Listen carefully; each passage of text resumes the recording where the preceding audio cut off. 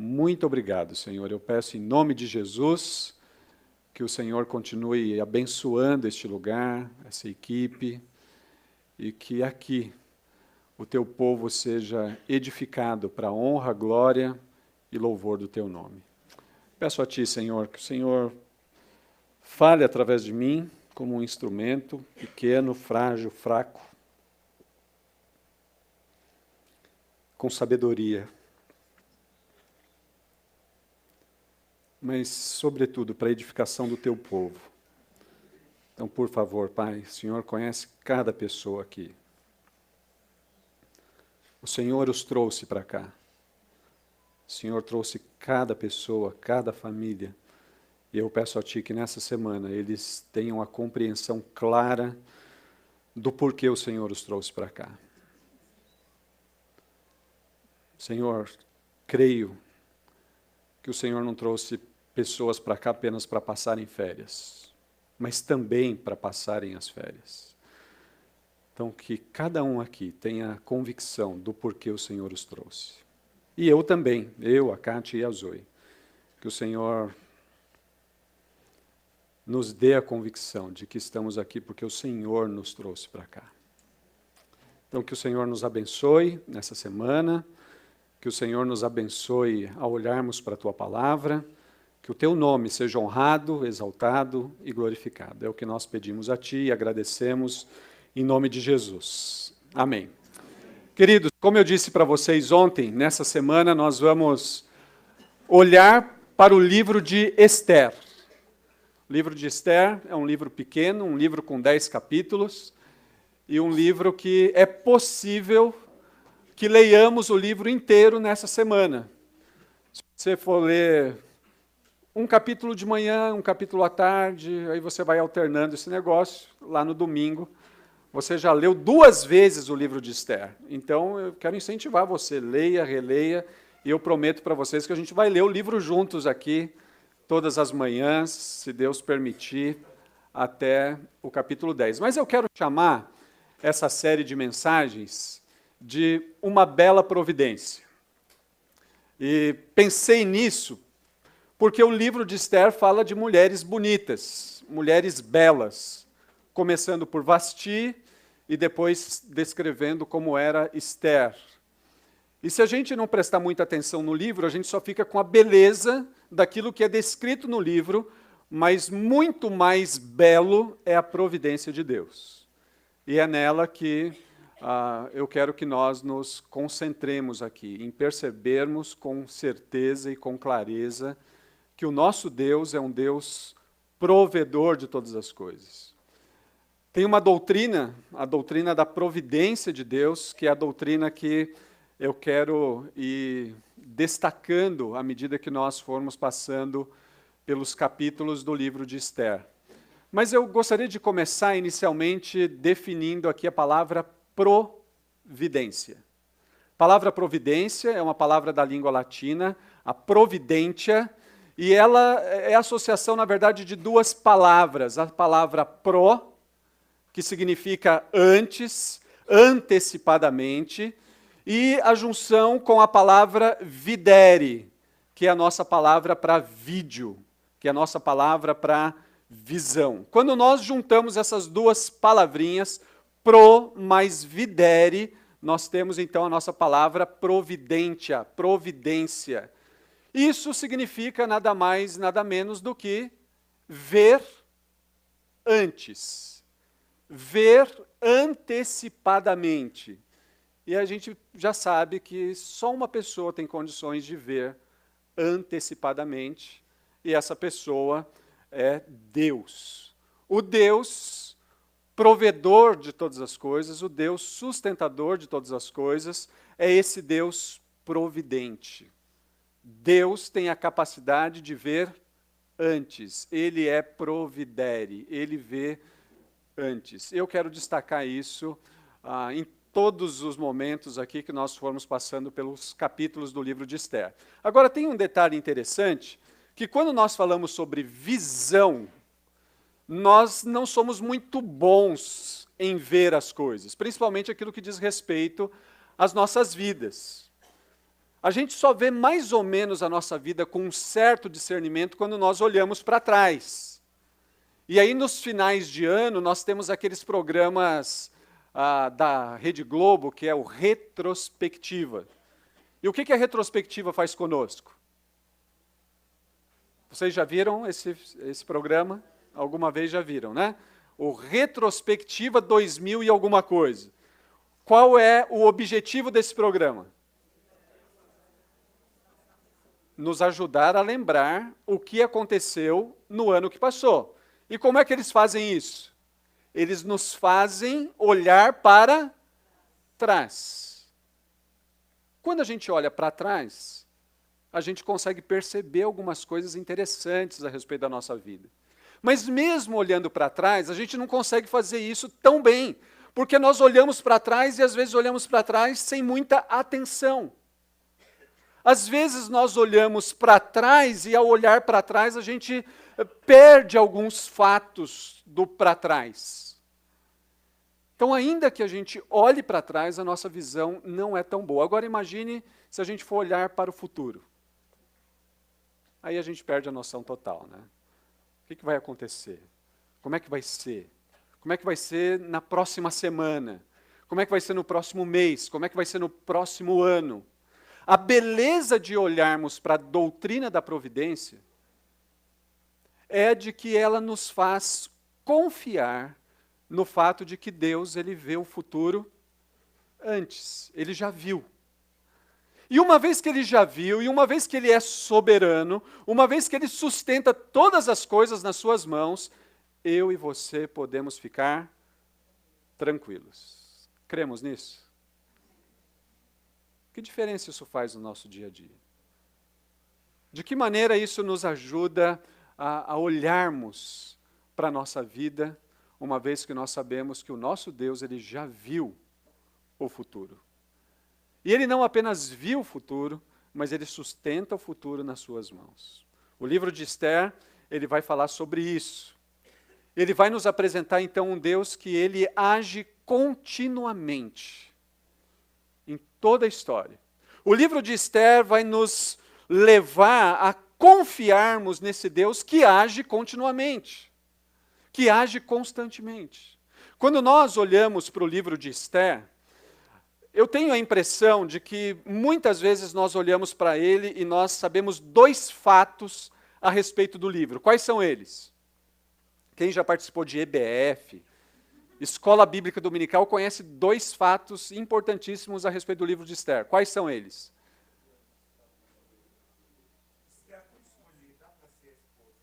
Esther foi escolhida para ser esposa, mas esse ainda não é o que mais as pessoas conhecem. O Gerson está acima da média, gente.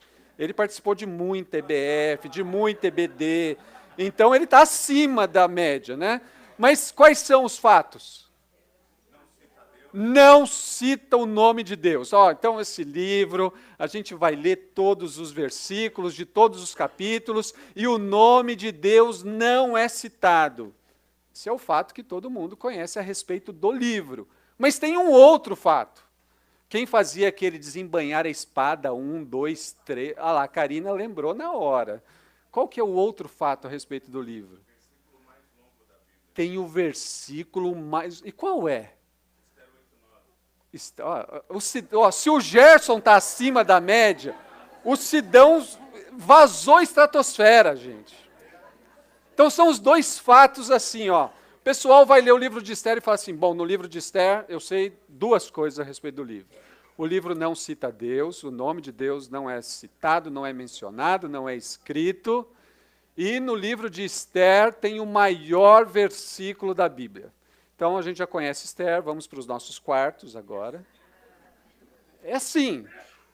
Eu tenho a impressão de que muitas vezes a gente fica só com esses dois fatos. O nome de Deus não é citado, tem o maior versículo da Bíblia, mas poucas pessoas conhecem o conteúdo do livro de Esther, a importância desse livro. Um livro que, talvez, para um judeu, ele diria que é um dos livros mais queridos. E um dos livros mais lidos. Anualmente, esse livro é lido num determinado momento, o momento que eu vou passar por ele aqui. Tinha um teólogo na Idade Média, o Maimônides, que ele dizia que quando todas as coisas passassem, iria restar apenas os livros de Moisés e o livro de Esther. De tão importante que eles tinham esse livro numa alta importância. Agora, por que tanta importância para um livro como esse? Por que esse livro tão pequeno é um livro tão querido pelos judeus? Eu poderia destacar que esse livro ele é querido e foi escrito porque os judeus precisavam conhecer a origem da festa de Purim. Mas isso é muito pouco.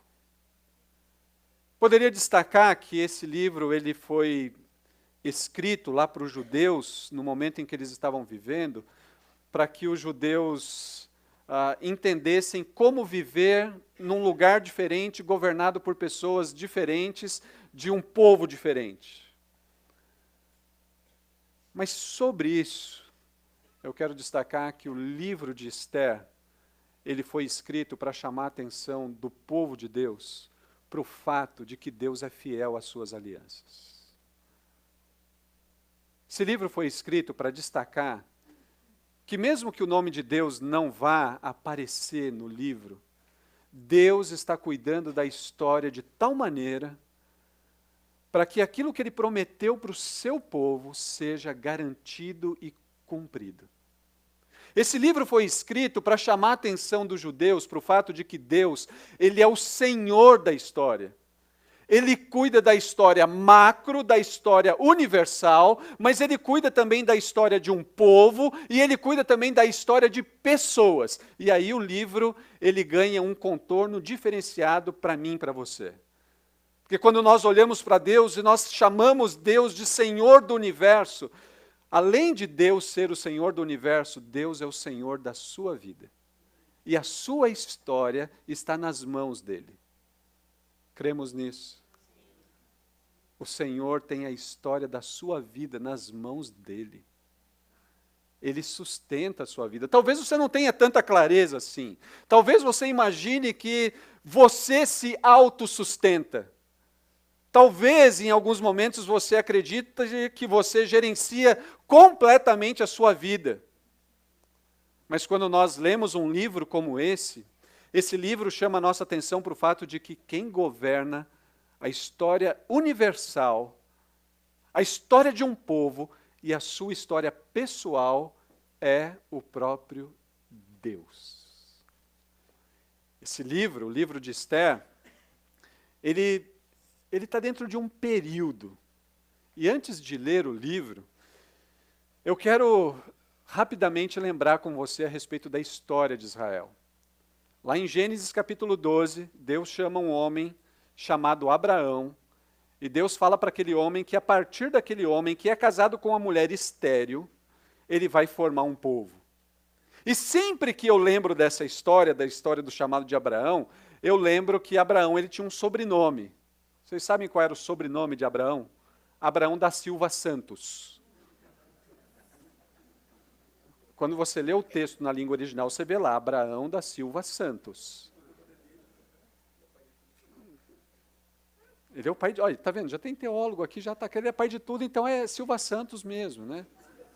Esse negócio de Silva Santos não tem na Bíblia não, tá, gente? É só uma brincadeira. Mas, Abraão é o homem mais comum que existe. E esse Abraão, que é o homem mais comum que existe, ele tem uma esposa que é a mulher mais incomum que existe. Como é o nome dela? Sara. E por que ela é incomum? Porque ela não pode ter filhos. Deus ajunta essas duas pessoas, o homem comum com a mulher incomum, e diz assim para eles, a partir de vocês, comum e incomum, eu vou formar um povo. E de fato Deus faz isso. Deus dá a esse casal um filho chamado Isaque. Deus dá para Isaque uma esposa. E Isaque com essa esposa tem 2 filhos, Esaú e Jacó. E o Jacó, ele vai ter 12 filhos. Esses 12 filhos, no meio desses 12 filhos, tem um chamado José, que vai ser o governador do Egito, para manter a sua família numa época em que havia escassez. Os seus pais e os seus irmãos descem para o Egito. Eles são preservados naquela terra. Eles se tornam escravos naquela terra e eles ficam escravos naquela terra por 400 anos. No final desses 400 anos, Deus levanta um homem chamado Moisés para tirar esse povo daquela terra e levá-los para a terra prometida. E Deus faz isso por meio de Moisés. Moisés leva esse povo até a terra prometida. Ali eles passam a ser governados por juízes. Mas num determinado momento eles dizem, não, a gente quer rei, porque todo mundo tem rei. E Deus dá a eles reis. Deus dá um primeiro rei chamado Saul, um segundo rei chamado Davi e um terceiro rei chamado Salomão. Mas a partir de Salomão, esse reino que era unido, ele passa a ser um reino dividido. Uma parte do reino governado por um descendente de Salomão e a outra parte do reino, com 10 tribos, sendo governada por um servo de Salomão. Aí a bagunça começa. Começa a tal ponto de que esse reino de 10 tribos, no ano 722 a.C., ele é escravizado na Síria e ele nunca mais volta. Acaba o reino chamado Reino do Norte. No ano 586, o Reino do Sul, composto de 2 tribos, ele também é levado como escravo para a Babilônia, no ano 586 a.C.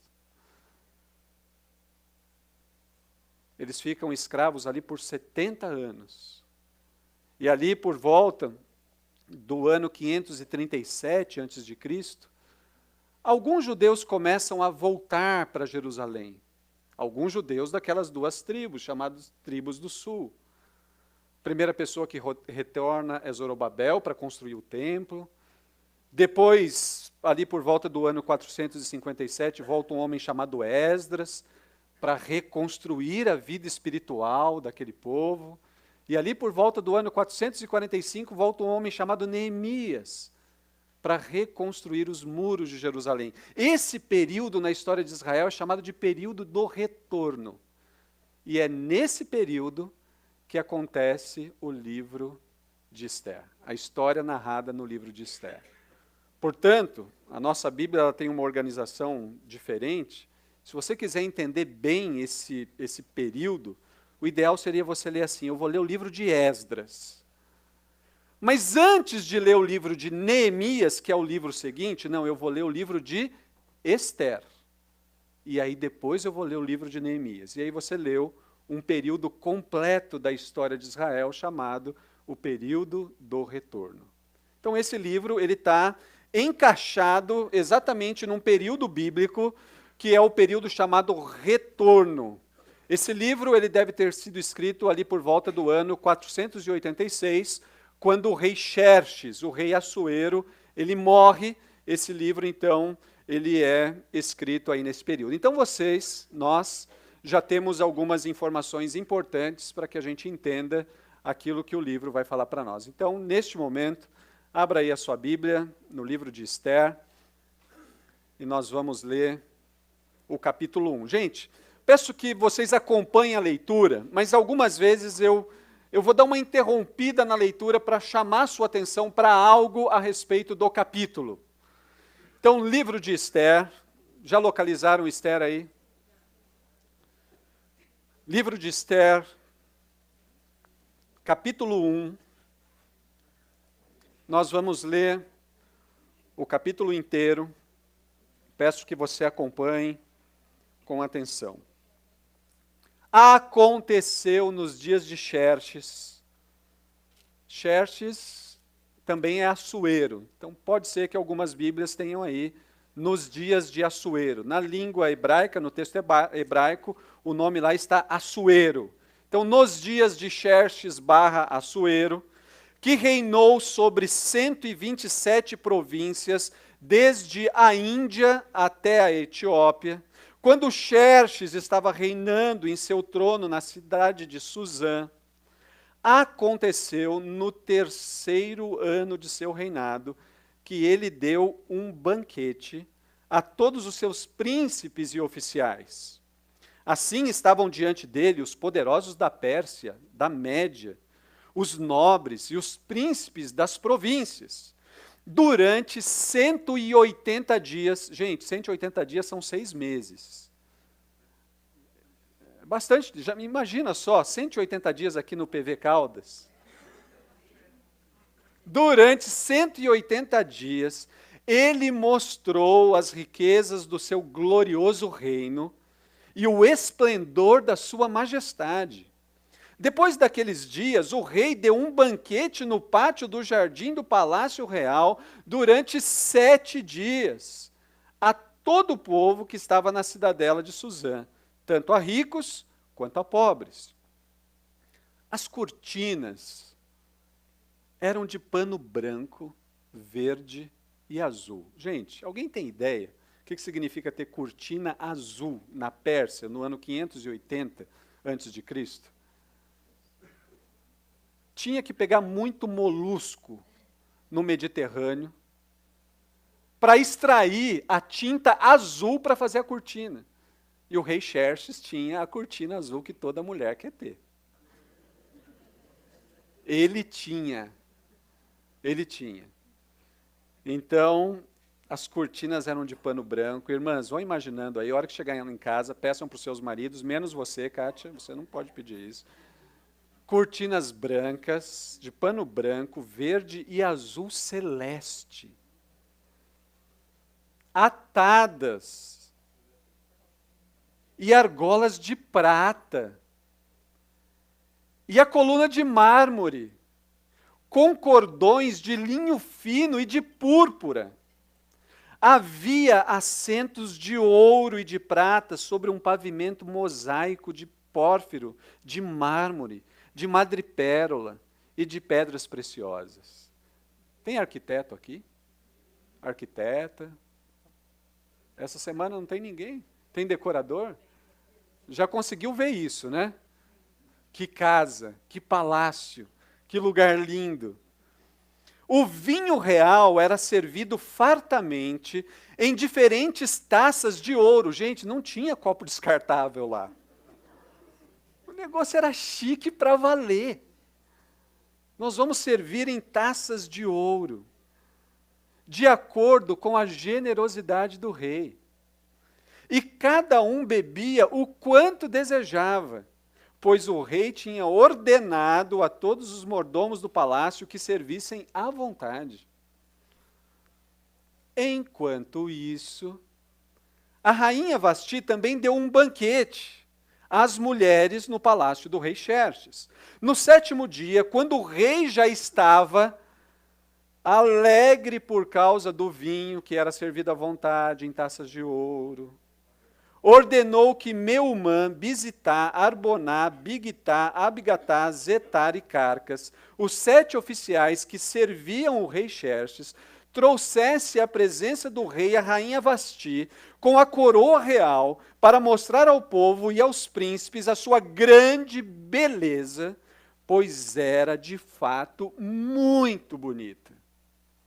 Porém, a rainha Vasti recusou-se a atender à ordem do rei, dada por intermédio dos oficiais, e o rei ficou irado e enfurecido. Então o rei consultou os sábios. Gente, agora começa a parte engraçada do negócio. Então o rei consultou os sábios, que conheciam as leis, pois era costume do rei tratar dos seus negócios na presença de todos os que conheciam a lei e o direito, ou seja, o que eu faço com esposa desobediente? Irmãos, atenção agora, hein?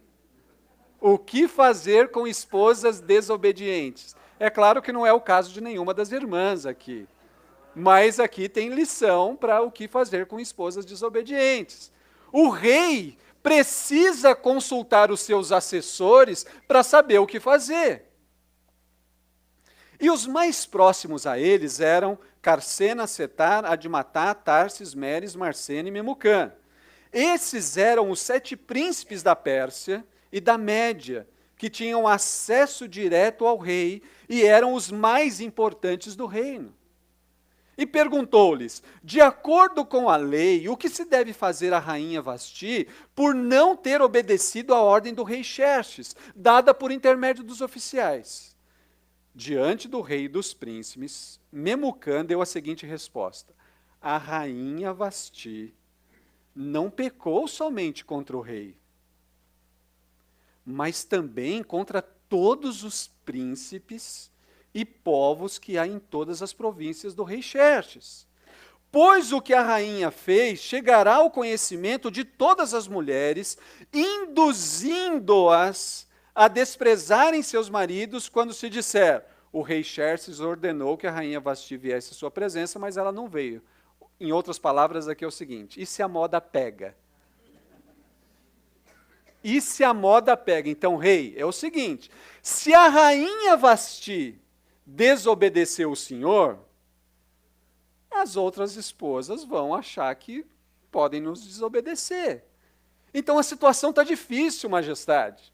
Isso não pode ser barato. Ela não pecou somente contra o Senhor, ela também nos colocou numa situação muito difícil, porque se essa moda pegar, não vai ter mais mulher obediente na Pérsia. As mulheres vão ser muito desobedientes. Tá bom, então o que a gente faz? Hoje mesmo, as mulheres da Pérsia e da Média, que souberem do que a rainha fez, dirão o mesmo a todos os príncipes do rei, e assim haverá muito desprezo e indignação. Se for do agrado do rei, que promulgue um decreto real. Gente, está virando lei agora. Vamos fazer uma lei. Esposas precisam obedecer. Imagina ter uma lei dessa. Tem gente que já está pegando o celular para ligar para o Temer. Vamos fazer uma lei para as esposas obedecerem. Se for do agrado do rei, que promulgue um decreto real, que seja escrito nas leis irrevogáveis da Pérsia e da Média, determinando que Vasti não entre mais na presença do rei Xerxes, e que o rei dê os seus direitos de rainha a outra que seja melhor do que ela, ou seja, que seja obediente. Vamos tirar Vasti da jogada, e a gente tem que encontrar uma mulher que seja melhor. O texto começou dizendo para nós que ela era bonita e muito bonita, mas ela era desobediente. Então agora, para ter uma mulher melhor, o que tem que ter? Tem que ser bonita, muito bonita, mas tem que ser muito obediente. Esse é o padrão de mulher da Pérsia. Já tem gente, vai ser difícil. E não foi eu que disse. Vai ser difícil esse negócio. Verso 20. E quando o decreto que o rei promulgar for publicado em todo o seu grande reino, todas as mulheres darão honra a seus maridos, tanto aos mais ricos quanto aos mais pobres, uma lei para atender todo mundo. O rei e os seus príncipes se agradaram do conselho, e o rei colocou em prática a proposta de Memucã. Ele enviou cartas a todas as províncias do rei, a cada província segundo a sua escrita, e a cada povo segundo a sua língua, anunciando que cada homem deveria liderar em sua casa. Já pensou, gente? A lei vai lá, esposas. Decreto governamental, vocês precisam obedecer. Mas lá no rodapé do decreto governamental está escrito: homens, vocês precisam liderar as suas casas. Isso estava combinado, que é o efeito sonoro do filme Vasti, capítulo 1, Esther, ano 586. Homens, vocês precisam governar as suas casas, vocês precisam liderar as suas casas. Queridos, nós olhamos para essa história, e essa história ela é engraçada. Ela é engraçada porque ela começa colocando em evidência o rei Xerxes. A história, ela vai descrevendo esse rei persa, que é conhecido pelos gregos como Xerxes, mas pelos persas como Assuero. Esse texto vai descrevendo a grandeza desse homem, que era filho de Dario. Esse texto vai descrevendo que esse homem era o dono do mundo. Esse homem, ele nasceu no ano 518 a.C. Ele falece no ano 486, com 53 anos. Ele começa o seu reinado no ano 486, e vai até o ano 465. Ele governa por 21 anos. E o texto bíblico exalta esse homem. Descreve o quanto ele era generoso entre aspas. O texto descreve a glória do seu reino, do seu palácio, o que tinha, como eram as suas festas. Esse capítulo, ele dedica, o autor, o escritor, dedica tempo para colocar Xerxes em evidência. Mas ao mesmo tempo que esse texto faz isso, esse texto tem o seu ar cômico, porque um homem tão magnânimo é um homem tão fraco, a ponto de precisar de lei para governar a sua casa. Ele é um homem que tem muito dinheiro, tem muitos bens, tem muitas coisas, mas ele não tem autoridade. Aparentemente, quando nós olhamos para esse livro, tem gente ao redor dele dizendo: olha, majestade, o senhor tem que fazer isso, porque senão vai acontecer isso. Heródoto, que era um historiador do quinto século, ele diz que o Assuero, ele tinha ao seu redor homens que falavam o que ele gostaria de escutar. Ele era cercado por homens que enchiam, que inflavam o ego dele. Um homem com tanta coisa, com tantos bens, mas ao mesmo tempo um homem fraco em relação à autoridade. O texto inicia chamando a nossa atenção para a extensão do seu reino. Quando nós olhamos para esse mapa à direita, esse homem era o dono do mundo. Esse homem governava muita terra. O texto bíblico começa a mencionar para nós que ele governava em mais de 120 províncias. Um homem com muitas coisas, um conquistador, mas um homem sem autoridade. É esse homem que as Escrituras estão colocando aqui em evidência, o rei Xerxes. Quando nós olhamos para essa figura, nós podemos resumir dizendo que esse homem, ele era um rei majestoso. Sem dúvida nenhuma, um rei generoso. Ele chama as pessoas para uma festa. Ele dá bebidas para todas essas pessoas. Ele dá uma festa de 180 dias. Isso me faz lembrar que é quase Brasil, né? A Pérsia é igualzinho ao Brasil em 2018. Começa com Carnaval, emenda com Copa, depois que emenda com eleições, e não tem 2018. Era igual a Pérsia. O rei faz festa para demonstrar o tamanho do seu governo, para demonstrar o seu poder, a sua glória. Esse tipo de festa, ela era comum. Os reis gostavam de ostentar a sua grandeza, o seu poder, a sua majestade, quanto tinha no seu tesouro, o tamanho do seu exército.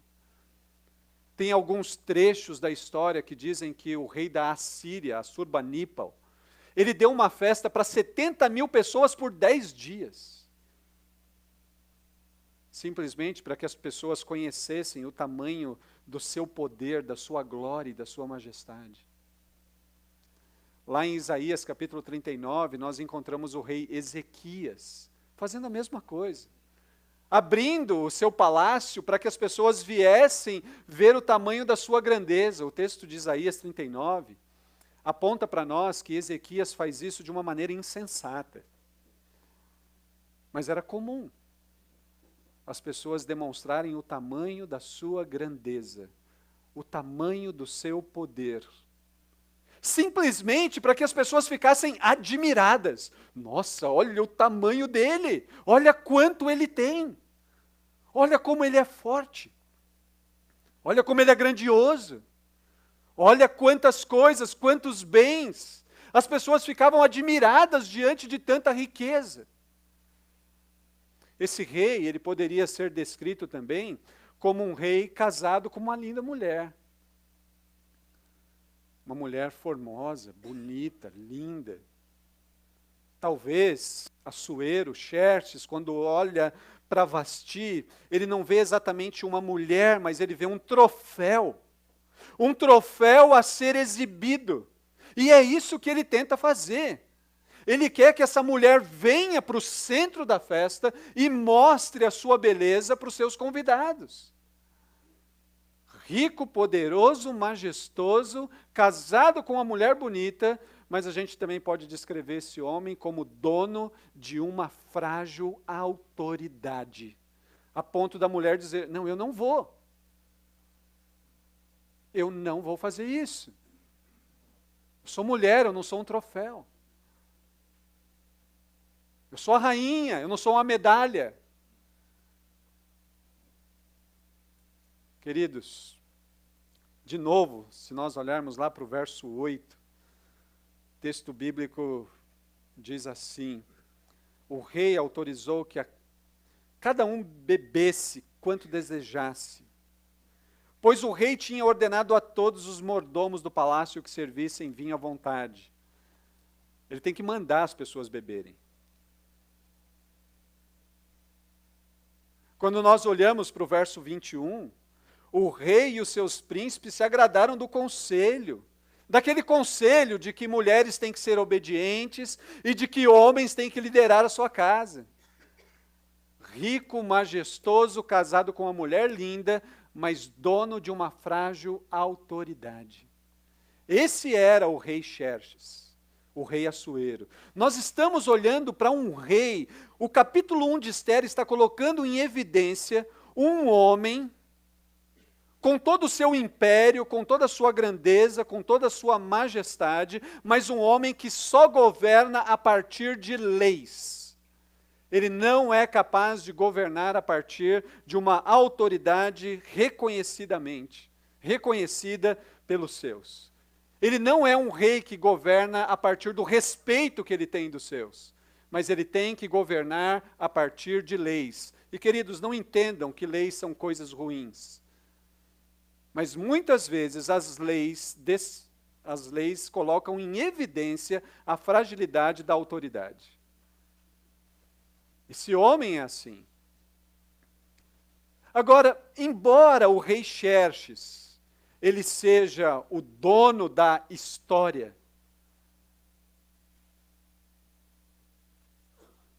e embora esse livro, o livro de Esther, seja um livro onde o nome de Deus não é citado, quando nós prestamos atenção, Deus, o Deus soberano, Ele está por trás da história. Ele está nos bastidores da história. Ele está atrás das cortinas dessa história. Nos bastidores desse grande rei, Assuero, Xerxes, está o verdadeiro rei. O rei com R maiúsculo. O rei do universo está nos bastidores dessa história. É ele quem está comandando todas as coisas. Ainda que o nome de Deus não apareça, ainda que o nome de Deus não seja mencionado, não tenha sido escrito, quando nós olhamos para essa história, nós encontramos a mão invisível de Deus em operação. Quando nós olhamos para essa história, a história de Esther, quando nós olhamos para a história de Xerxes, creio que intencionalmente o autor do livro abre essa história demonstrando a grandeza desse homem, simplesmente para que nós saibamos até onde um homem pode chegar, quanto um homem pode ter. Se a gente lembra do mapa, ele governa da Índia até a Etiópia, uma extensão gigantesca de terra. Ele manda em 121 províncias. Ele tem príncipes sob as suas ordens, autoridade sobre as suas ordens. O autor descreve isso intencionalmente para que a gente entenda até onde um homem pode chegar, mas ao mesmo tempo, o autor descreve esse homem para que a gente consiga perceber que esse homem, ele é pequeno. Ele é pequeno. Eu e você, nós temos o grande privilégio de ter a revelação completa nas nossas mãos. As Escrituras de Gênesis a Apocalipse, para que a gente entenda que Xerxes é grande, mas quando ele está diante de Deus, desse Deus dos bastidores, ele é minúsculo. Xerxes tem muita terra, mas quando nós olhamos para as Escrituras dizem que do Senhor é a terra e tudo que nela há. Então Xerxes passa a ter pouca coisa. Ele passa a ter quase nada. Queridos, eu quero chamar a sua atenção para alguns textos das Escrituras. E eu quero pedir a sua ajuda para que vocês leiam esse texto para nós. Então eu vou pedir para que 4 pessoas, então quem pode ler? Aqui vai ler o primeiro, quem pode ler o segundo texto? Lá, 2, o terceiro texto, aqui o 4º texto, ali, e aí o 5º texto a gente vai ler juntos. Então o primeiro texto que eu quero que a gente leia é o texto dos Salmos. Salmos 24, verso 1. Preste bastante atenção na leitura desse texto, que descreve o rei com R maiúsculo. Esses 4 textos que nós vamos ler juntos, eles estão no livro dos Salmos. E eu quero que a gente preste bastante atenção de que maneira Deus é descrito. O rei com R maiúsculo, como ele é descrito. Ao Senhor pertence a terra e tudo o que nela se contém, o mundo e os que nele habitam. Do Senhor é a terra. Tudo é do Senhor. Xerxes está em evidência aqui no capítulo 1. Mas quando eu olho para as Escrituras, Xerxes passa a ser pequenininho. Xerxes governa sobre uma grande extensão de terra? Sim. Mas do Senhor é toda a terra. Próximo texto no livro dos Salmos, Salmos 29, verso 3 a 11.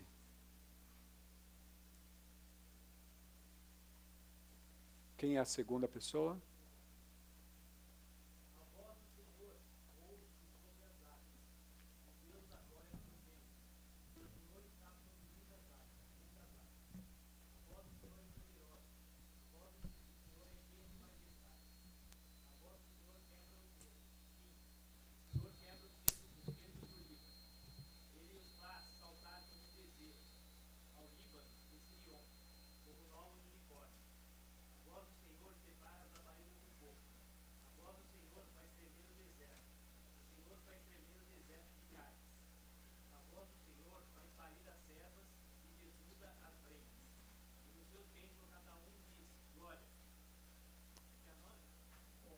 Até o 11.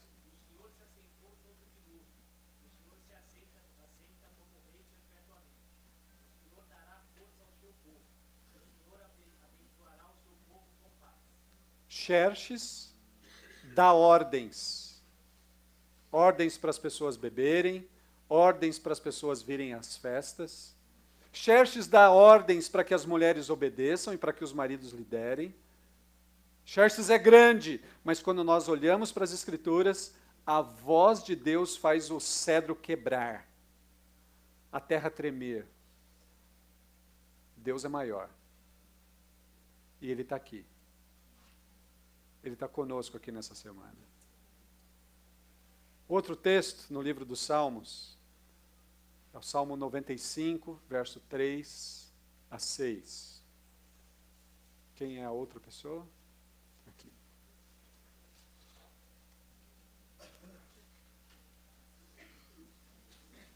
O Senhor é o Deus supremo, e o grande rei acima de todos os deuses. Nas suas mãos estão as profundezas da terra, e as alturas dos montes lhe pertencem. Dele é o mar, pois ele o fez, obra de suas mãos, os continentes. Vinde, adoremos e prostremos-nos, ajoelhemos-nos diante do Senhor, que nos criou. Xerxes está em evidência no capítulo 1. Mas quando nós olhamos para as Escrituras, o Senhor é o Deus dos mares. Xerxes é um conquistador, mas quando nós olhamos para as Escrituras, o Senhor é o Senhor de todas as coisas, o Senhor dos reis. Salmo 96, verso 6. Salmos 96, 6. Glória e majestade o cercam, força e beleza enchem o seu sofá. Se você prestou atenção na leitura, Xerxes ele tem um sofá, que o pé do sofá é de ouro. Devia ser um baita de um sofá, gente. Eu leio o texto, nossa, eu queria tanto assistir TV naquele sofá. Sofá confortável, pé de ouro. Aí nós temos toda a revelação nas nossas mãos. E aí o texto bíblico diz assim: glória e majestade estão diante do Senhor. Alguns de vocês vão lembrar que a gente cantava uma música que dizia isso. Vamos ficar de pé e vamos cantar isso? O David vai nos ajudar.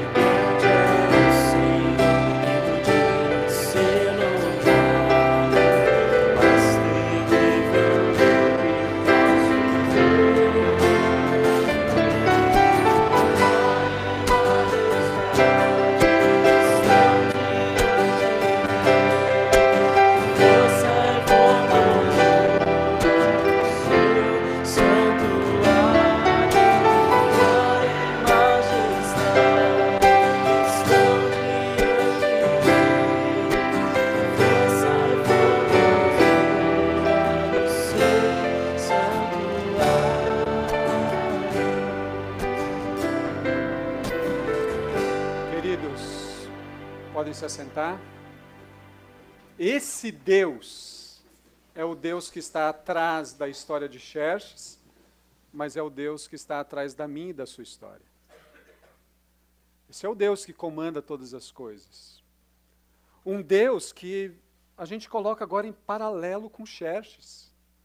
grande, com muita extensão de terra, mas quando a gente começa a lembrar quem Deus é, Xerxes fica muito pequenininho. Agora, além dos salmos,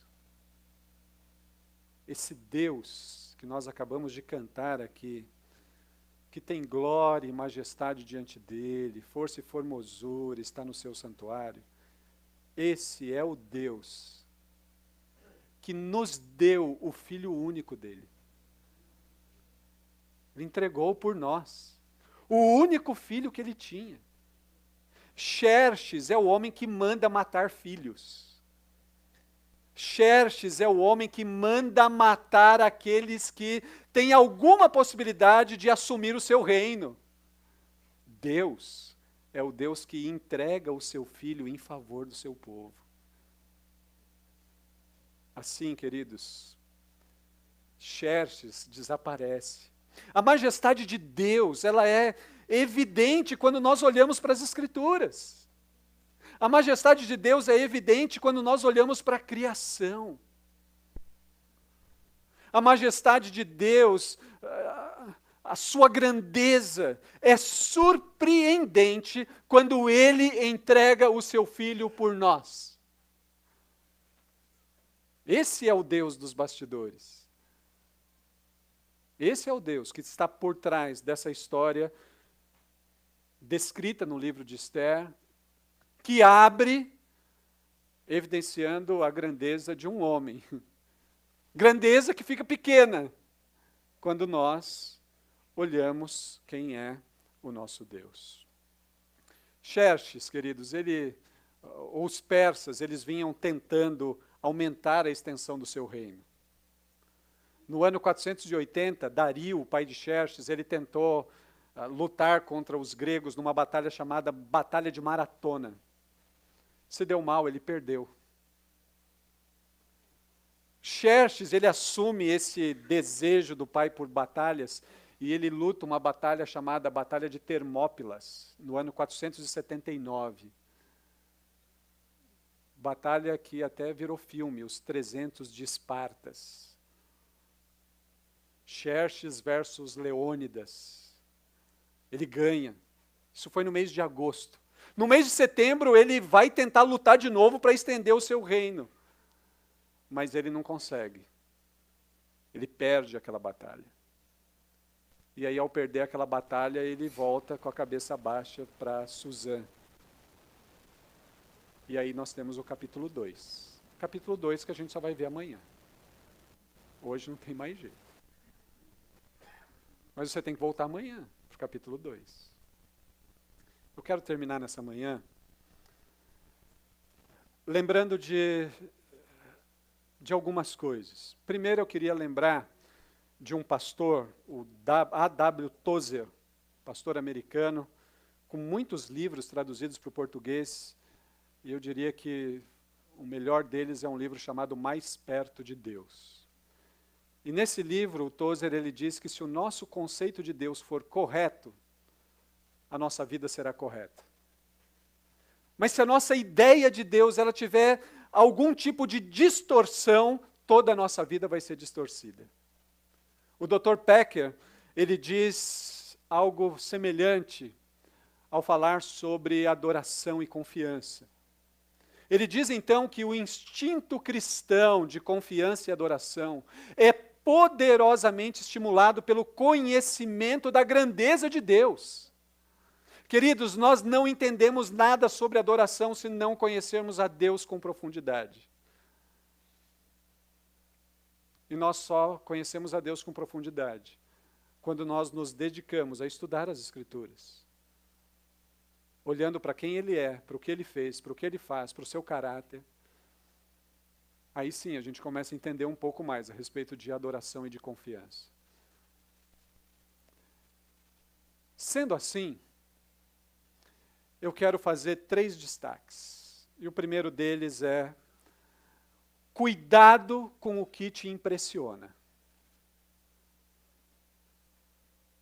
Você poderia anotar na agendinha que você ganhou hoje de manhã?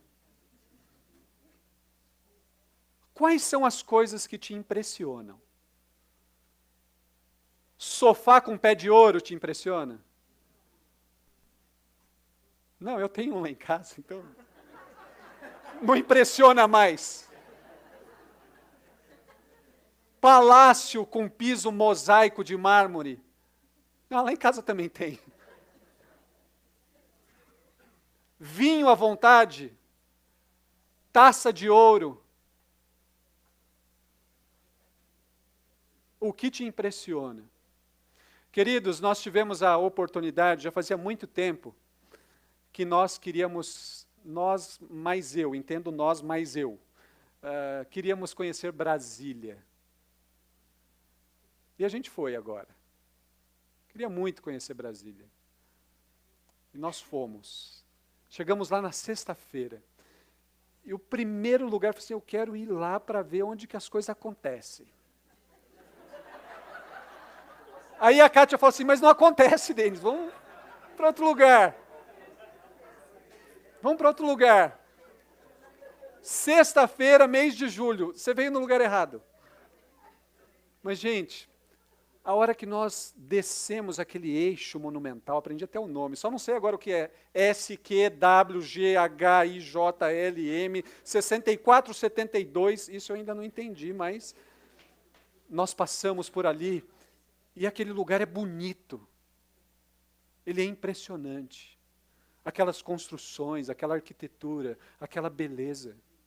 Eu falava para alguns amigos, olha, eu quero ir em Brasília. Denis, Brasília, o que você vai fazer em Brasília? Sim, eu acho que Brasília é bonito. Aquela parte de grama vai estar queimada porque é seco, é pequenininho. Não vai em Brasília, não. Não, eu quero conhecer Brasília. Olha, gente, tem gente de Brasília aqui? Parabéns pela cidade de vocês, linda. Amei. Amei. Amei. Amei. Mas, gente, nós fomos passando ali pelo eixo monumental, e aquele negócio lindo, bonito, aquilo me impressionou. Mas, como nós estávamos empenhados em conhecer os pontos turísticos, eu fui na Ponte JK. Só que, queridos, eu fui naquele lugar num horário que jamais eu iria. E a hora que eu fui me aproximando da ponte, tinha alguns carros estacionados. E eu fiquei pensando, o que será que está acontecendo nesse lugar? E eu vou estacionar, eu sou curioso. Estacionei o carro e notei que as pessoas estavam esperando o sol ir dormir. Queridos, mais do que o eixo monumental, é o Deus Criador do sol. O Deus que faz a terra acontecer. O sol indo embora. Devagarzinho. Devagarzinho. Devagarzinho. O que nos impressiona? Eu e você temos que tomar cuidado com as coisas que nos impressionam. Às vezes nós nos impressionamos com coisas que a nossa sociedade, ela quer que nós nos impressionemos com trivialidade, com excesso.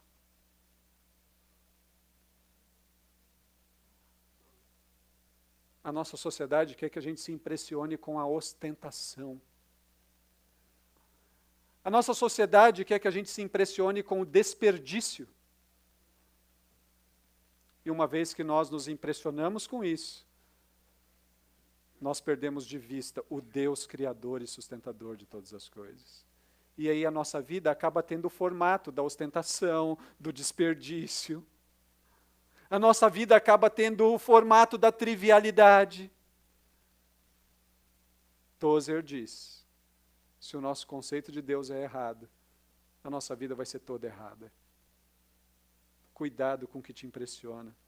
Cuidado com aquilo que você vê lá nas revistas, nas novelas, nas festas de arromba de 6 meses, com vinho à vontade. Cuidado com o que te impressiona, com os carros de marca, com as roupas de marca, com os relógios de marca, com o sofá de pé de ouro, de couro. Cuidado com o lugar onde você mora, com a escola onde você quer que seu filho estuda. Essas coisas, se te impressionarem, você perde a dimensão de quem Deus é. Agora, queridos, por favor, não se enganem, essas coisas não são ruins. Sofá com pé de ouro, maravilhoso. Carro bom, ótimo. Mas essas coisas têm um lugar certinho. E o lugar certinho dessas coisas é bem abaixo de quem Deus é, do que Ele fez, do que Ele faz e da certeza de que Ele fará muitas coisas. Cuidado com o que te impressiona. Conseguem lembrar disso? Então, número 1. Ah, tem cola. Então tá bom. Depois a gente volta nisso. Segundo destaque dessa manhã. Confie na atuação discreta e silenciosa de Deus.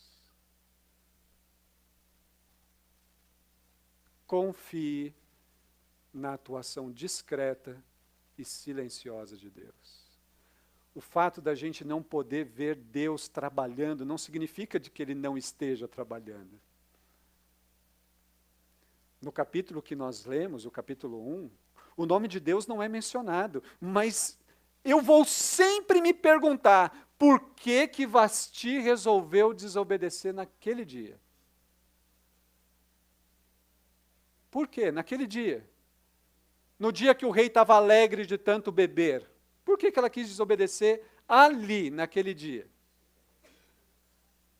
Eu vou sempre me perguntar, de onde Memucã tirou a ideia do decreto?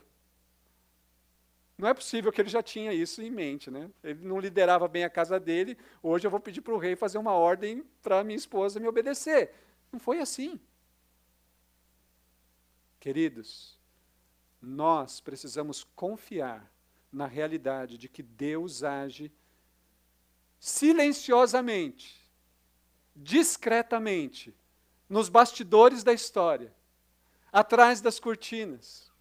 O nosso Deus, quando nós olhamos lá para o Sermão da Montanha, Mateus capítulo 5, 6 e 7, o Senhor Jesus vai dizer que esse Deus que age silenciosamente e discretamente, Ele dá comida para as aves dos céus todos os dias. Ele não avisa para ninguém. Ele só dá a oportunidade da gente ver.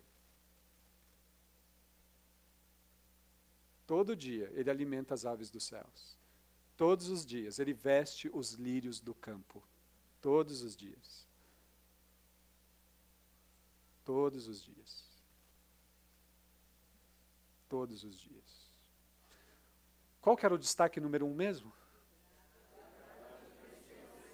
Cuidado com o que te impressiona. E o 2? E aí o 3 para a gente terminar. Eu não posso deixar de mencionar, comprometa-se com o verdadeiro Rei Jesus Cristo. Queridos, eu não consigo olhar para o capítulo 1 e deixar de mencionar de que Jesus é o Rei perfeito, é o Rei que verdadeiramente se importa com a gente. É o Rei que se importa tanto conosco, que Ele verdadeiramente ama o seu povo e voluntariamente entrega a sua vida por nós. Isso é que é se importar. Ele ama e Ele se entrega por nós. Jesus Cristo é o verdadeiro Rei.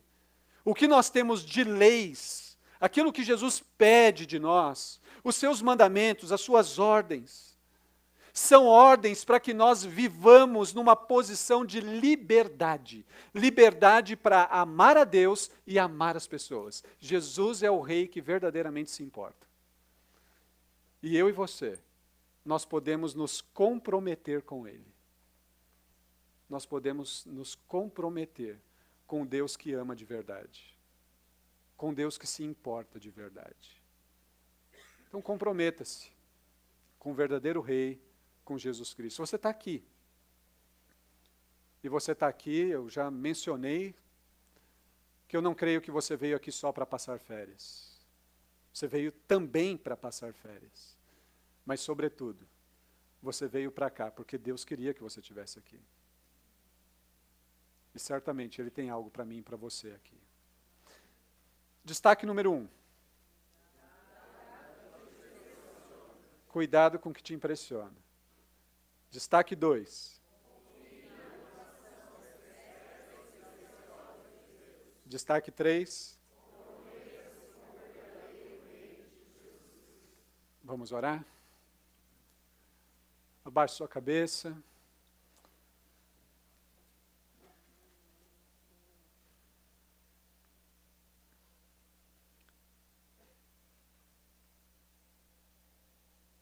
Talvez nessa manhã você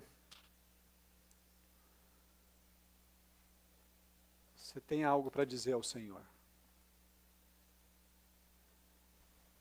E talvez parte do que você tenha a dizer ao Senhor é dizer a Ele: Senhor, eu tenho me impressionado com o que não deveria me impressionar.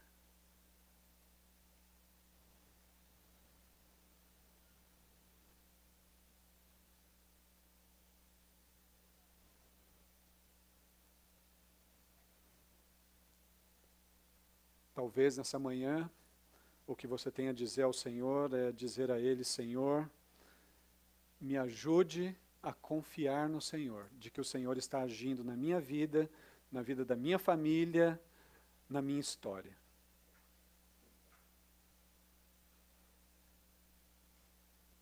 Talvez o que você tenha a dizer ao Senhor nessa manhã é dizer ao Senhor: Senhor, eu quero me comprometer contigo. Talvez você já seja comprometido com Jesus. Mas talvez não. Nessa manhã você tem a oportunidade de dizer: Senhor, abra os meus olhos para que eu veja a Ti.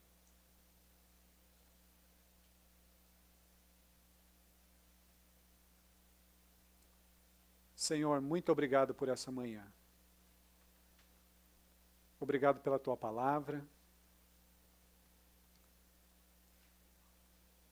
Obrigado pela Tua presença aqui conosco. Muito obrigado por esses queridos que estão aqui. Senhor, o Senhor conhece cada uma dessas pessoas. O Senhor conhece essas famílias. Tu sabes, Senhor, que tem pessoas aqui impressionadas com tantas coisas. E talvez as suas vidas estejam tomando o formato daquilo que as impressiona. Senhor, eu peço em nome de Jesus que nessa semana o Senhor nos impressione com a Tua presença e com o Teu agir. Senhor, eu também suplico a Ti em nome de Jesus, que o Senhor abra os nossos olhos, a ponto de que confiemos, de que o Senhor está agindo discretamente e silenciosamente nas nossas vidas. Senhor, por favor, tire da nossa mente, do nosso coração, talvez aquela ideia de que estamos abandonados. Senhor, nós não estamos. E louvado seja o Teu nome, porque não estamos abandonados. Senhor, em nome de Jesus, eu peço que o Teu Espírito Santo, alcance o coração de cada pessoa aqui. Daqueles que ainda não se comprometeram contigo. Que o Senhor tenha misericórdia, que essas pessoas saiam daqui, ó Deus, comprometidas contigo de tal maneira que elas comecem a vislumbrar tudo aquilo que o Senhor já fez, o que o Senhor está fazendo e a certeza de que o Senhor fará muitas coisas.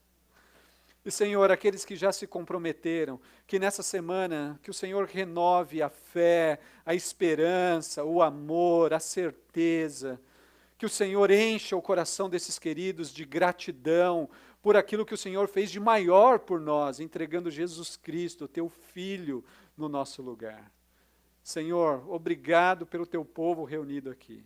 Obrigado pela tua presença, obrigado pela tua palavra. Obrigado, Senhor, pelo teu grande amor por nós. Nós te agradecemos e te louvamos em nome de Jesus. Amém e amém. Queridos, que Deus nos abençoe e que amanhã você volte para o capítulo